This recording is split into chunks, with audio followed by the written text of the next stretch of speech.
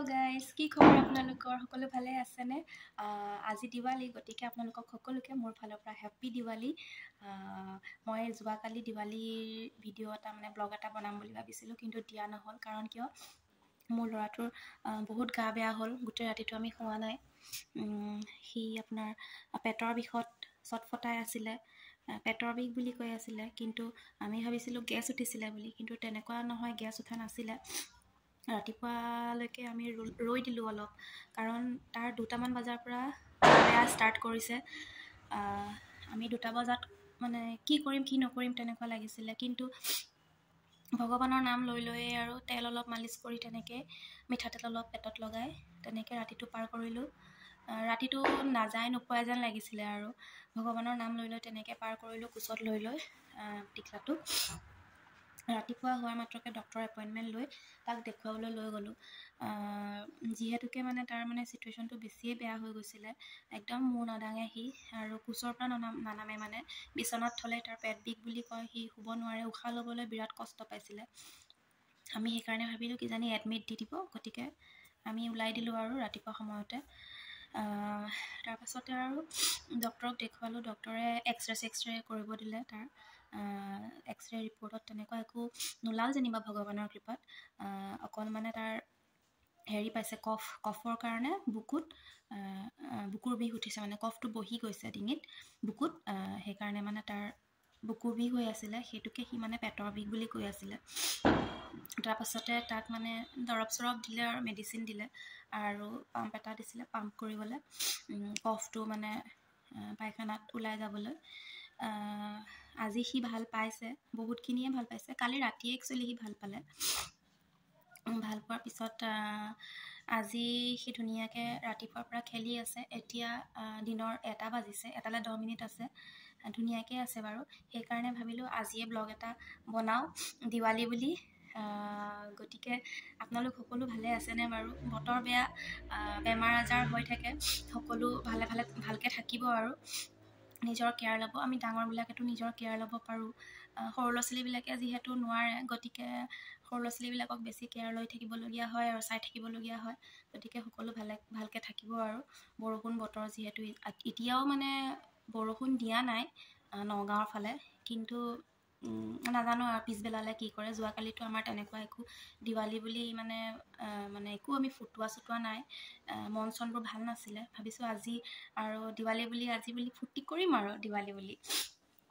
গতিকে আপোনালোকে ভিডিঅ'টো শেষলৈকে চাই থাকিব আৰু কেনেকুৱা পালে শেষত জনাব।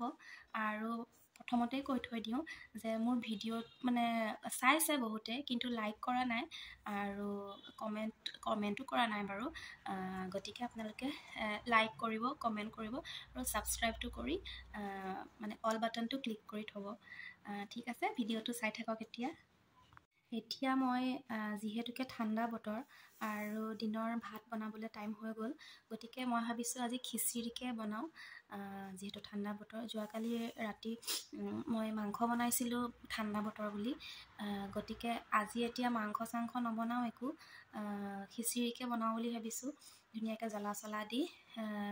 গতিকে মই ভাবিছোঁ খিচিৰি খাই মই বহুত ভাল পাওঁ, গতিকে ভাবিছোঁ আপোনালোককো দেখাওঁ খিচিৰি।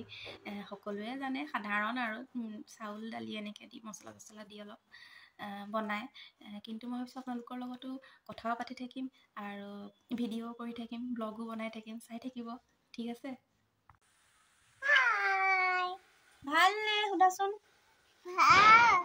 ভালনে?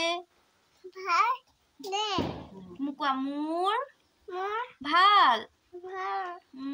খিচিৰি বনাবলৈ মই লৈছোঁ এয়া পিঁয়াজ 2টা লৈছোঁ, কাটি ল'লোঁ। এয়া পাচলি অলপ লৈছোঁ, এয়া আদা নহৰু পেষ্ট, আৰু এইফালে দালি, এইফালে চাউল। এতিয়া কেৰাহীটো পাতি লৈছোঁ, ইয়াতে তেল অলপ দি ল'ম। এয়া তেল দিলোঁ, এতিয়া ঘিউ অলপ দি দিম। এইফালে পোৱালিলে অলপ পোলাও বহাই দিছোঁ, সি খিচিৰি খাই বৰ এটা ভাল নাপায়।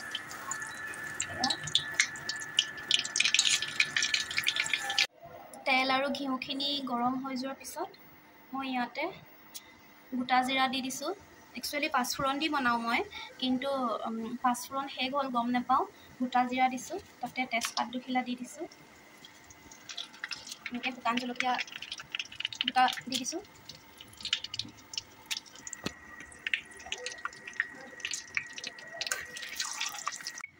এইখিনি অলপমান তেলত গৰম হোৱাৰ পিছত মই ইয়াতে পিঁয়াজ দি দিম। এয়া অলপমান ৰঙচুৱা হোৱাৰ পিছত আদা নহৰু পেষ্ট অলপ দি দিছোঁ। তাতে এতিয়া মই চাউল দালিখিনি দি দিম। পাচলিখিনি দি দিছোঁ। মায়ে জিকাও কাটি দিছিলে, জিকাখিনি মই এতিয়া নিদিওঁ, গলি নহ'লে একেবাৰে নাইকিয়া হৈ থাকিব, অলপ দেৰিকৈ দিম।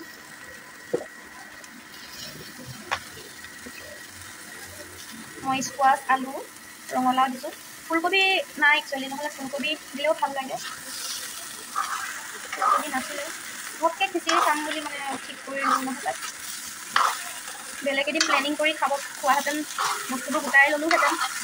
এতিয়া হ'ব আৰু, ৰঙালাওটো মেইন আৰু খিচিৰি, ৰঙালাওটো আছে যেতিয়া প্ৰব্লেম নাই আৰু। হালধি অকণমান দি লওঁ।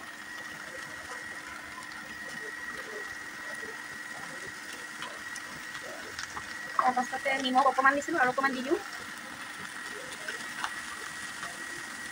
জিৰা গুড়া অলপমান দি দিওঁ, ধনিয়া গুড়া অলপ দি দিওঁ। মিক্স কৰি দিওঁ। অকণমান ভাজি লৈছোঁ এইখিনি, একেবাৰে নভজাকৈ পানী দি দিলে ভাল নালাগে খাবলৈ, অকণমান ভাজি ল'লে ভাল লাগে। আমাৰ গোলাঘাটত লোকনাথ পূজা এবাৰ পাতোঁতে, এবাৰ নহয়, আমি আমাৰ ঘৰৰ ওচৰতে লোকনাথ পূজা। যোৱা তুমি মাম খোৱাগে যোৱা। এবাৰ লোকনাথ পূজা পাতে যে বেংগলী সম্প্ৰদায়ৰ মানুহখিনিয়ে, তেতিয়া কি লাগে? পলোৱা নহয় বেটা, পোলাও। পোলাও তোমাক দিছোঁ, খোৱাগে যোৱা। যোৱা, এইটো পোলাও বনোৱা নাই, মই খিচিৰি বনাই আছোঁ। তাৰপাছতে লোকনাথ পূজাত খিচিৰি বনাই যে, দিয়া খিচিৰি বনাই আমি মানে ইমান ভাল পাওঁ খাই, জ্বলা চলা দিলে ভাল লাগে যে। সৰু থাকোঁতে খিচিৰিবিলাক খাবলৈ যাওঁ আৰু পূজাটো মানে কৰিবলৈ যাওঁৱেই, খিচিৰিটো মানে আমাৰ কাৰণে মেইন আৰু। খিচিৰি খাবলৈ যাওঁ, খাই লৈ ভাল পাওঁ যে দুবাটিমান মাৰি আহোঁ, মাৰি লৈ আকৌ পিছত দেউতাক আকৌ পঠিয়াওঁ। দেউতাই হটকেছ এটা লৈ যায়, হটকেছটোত আকৌ খিচিৰি এক হটকেছ লৈ আহে। আকৌ মানে ৰাতি ভাত চাত নাখাওঁ আৰু খিচিৰি আৰু পাৰিলে ৰাতিপুৱালৈ থৈ দিওঁ, ৰাতিপুৱা খিচিৰিয়ে খাম, মানে ইমান ভাল পাওঁ। এতিয়া মনত পৰিছে বনোৱা দেখি, দেউতাও যিহেতু নাই, আমাক এৰি গ'লগৈ, কিছুমান কথা মনত পৰে আৰু ভাবিলোঁ আপোনালোককো শ্বেয়াৰ কৰোঁ কথাটো। এইখিনি এতিয়া ভাজা গৈছে, মই এতিয়াহে জিকাখিনি দিম, মই সৰুকৈ এটা মই দিয়া নাছিলোঁ, জিকাখিনি অকণমান দি আকৌ অকণমান ভাজি, তাৰপাছত মই দিম কেঁচা জলকীয়া দিম আৰু ফালি কেঁচা জলকীয়া দিম, কালাৰটো কাশ্মীৰী মিৰ্চ অকণমান দিম। ইয়াতে মই এতিয়া জলকীয়া আৰু কাশ্মীৰী মিৰ্চ অকণমান দি দিলোঁ, অকণমান ভাজি পানী ঢালি দিম আৰু।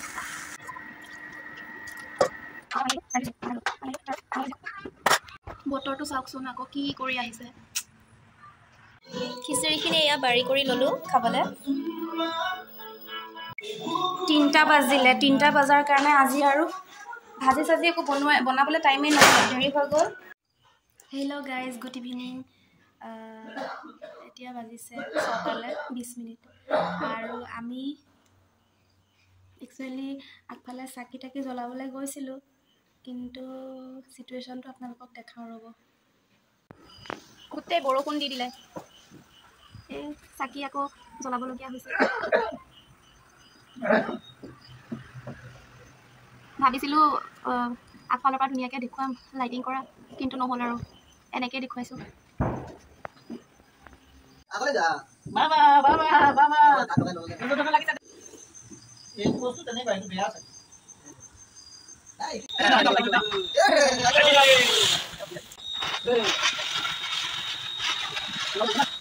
ইয়াৰ মাজতে গধূলি চাহকাপ বনাই ল'লোঁ, লাল চাহ, আৰু এয়া খাই লওঁগৈ গৰমে গৰমে, ঠাণ্ডা বতৰ।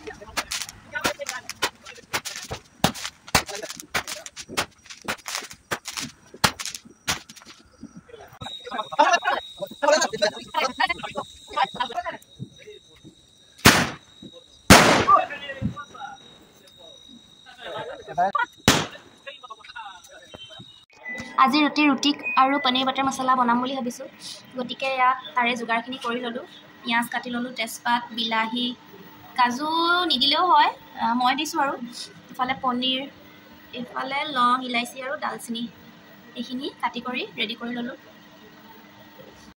মই ৰিফাইন তেল ইউজ কৰিছোঁ ৰিফাইন তেলত বাটাৰ অলপ দি তেলখিনি গৰম হোৱাৰ পিছত তাতে গোটা জিৰা দি দিছোঁ গোটা জিৰা দি অলপ লৰাই লৈছোঁ তাৰ পাছত পিঁয়াজখিনি দি দিছোঁ কাটি থোৱা পিঁয়াজখিনি দি অকণমান মানে ৰঙচুৱা হ'লে ভাজি ল'ম এইখিনি অলপমান কালাৰটো চেঞ্জ হৈছে ইয়াতে এতিয়া মই দি দিম দুটা তেজপাত ডালচেনি এটুকুৰ আৰু লং আৰু ইলাচি আকৌ অকণমান এনেকৈ ভাজিম আৰু অকণমান ব্ৰাউন টাইপৰ যেতিয়া হৈ যাব পিঁয়াজখিনি তেতিয়া মই বিলাহীখিনি দি দিম এতিয়া মই ইয়াতে বিলাহীখিনি দি দিছোঁ এতিয়া ইয়াতে মছলাবোৰ মই এড কৰি গৈছোঁ জিৰা ধনিয়া নিমখ হালধি কাশ্মীৰী মিৰ্চ এইখিনি দি অলপমান ভাজি লৈছোঁ তেলখিনি উপঙি অহালে তাৰ পাছত কাজুখিনি দি দিছোঁ এইখিনি ভাজা প্ৰায় হৈয়ে গৈছে আৰু মছলাখিনি ঠাণ্ডা হ'বলৈ কাৰণে থলোঁ আৰু এটা কথা মই দিৱালী উইচ চবকে কৰিলোঁ যদিও ভিডিঅ'টো মই কাইলৈহে দিম কিয়নো আজি এতিয়া বাজিলে 9:05 এতিয়া ভিডিঅ' নিদিওঁ আৰু কাৰণ এইখিনি বনাই কৰি খাই বৈ খোৱালৈকে বহুত টাইম হ'ব এইখিনি প্ৰায় ঠাণ্ডা হৈছেগৈ তথাপিতো আৰু অলপ ঠাণ্ডা হৈ লওক এইখিনি এতিয়া মই গ্ৰাইণ্ডাৰত মাৰিম যিহেতুকে মানে গৰম হৈ থাকিলে দিগদাৰ হ'ব এইখিনি ঠাণ্ডা হ'ল আৰু মই এইখিনি পেষ্ট কৰি ল'লোঁ এইখিনি পেষ্ট কৰি আকৌ কেৰাহীখন এতিয়া বনাইছোঁ একেখন কেৰাহীতে বনাম এতিয়া এইখিনি এতিয়া কেৰাহীত দিলোঁ দি অকণমান মই পানী ঢালি দিছোঁ আৰু অকণমান পানী দিম যিহেতু আজি ভাত নাখাওঁ ৰুটিৰ লগত খাম তো অকণমান গ্ৰেভিটো লাগিব আৰু অকণমান মই পানী ঢালি দিম ইয়াতে